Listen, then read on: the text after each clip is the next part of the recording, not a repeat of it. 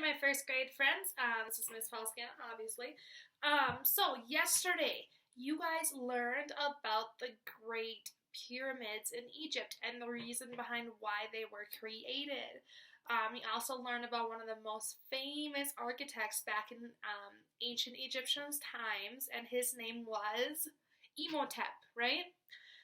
So today we are gonna follow along with Aweru and her father Setna as they actually do travel to see the Great Pyramid, but they are also going to see some other famous structures that are near there in Egypt. Okay, the famous structure that we are going to see today was actually on the cover of our big book.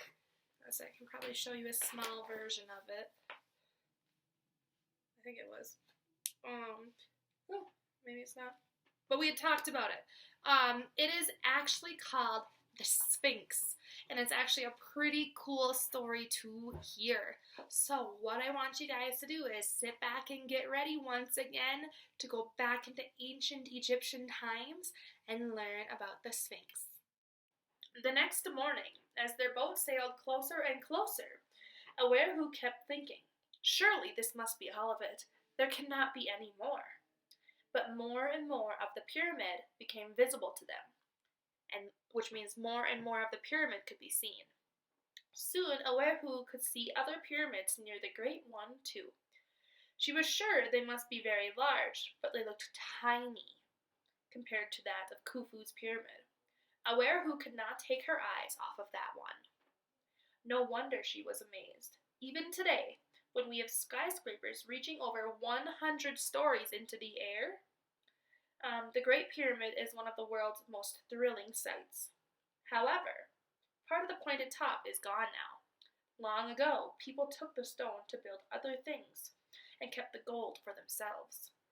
Also, the smooth white stone has worn away from the sides, revealing enormous blocks of tan limestone that the white stone originally had covered.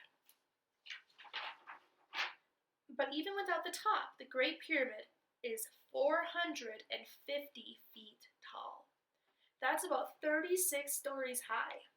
While we have much taller buildings today, remember that the stone blocks the Egyptians moved, with just sheer muscle power, weighed thousands of pounds each. That's more than several large automobiles or cars put together. They cut the stone blocks from mountains farther up the Nile and floated them downstream to Giza on flat-topped boats. Then they threw ropes around the blocks, gathered dozens of workers to pull the ropes, and dragged the blocks across rows of smooth, heavy logs to the pyramid. Then more workers tugged and tugged, or pulled hard on the ropes to pull the blocks up big ramps and into place. As Aweru stepped off the ship and approached the Great Pyramid, something else caught her eye. Ahead of her, rising out of the sand, lay a giant statue with the body of a lion and the head of a man. She said, "Father, is that?" "Yes," said Setna. "That is the Great Sphinx. The Sphinx has the head of a man on the body of a lion. It is nearly as famous as the pyramid of the pharaoh Khufu, though nowhere near as big." Did the pharaoh Khufu build the Sphinx too? Or did one of the gods do that? It was a pharaoh. Aweru interrupted. "Then I was right, it was Khufu." Actually, it was his son, Pharaoh Khafre.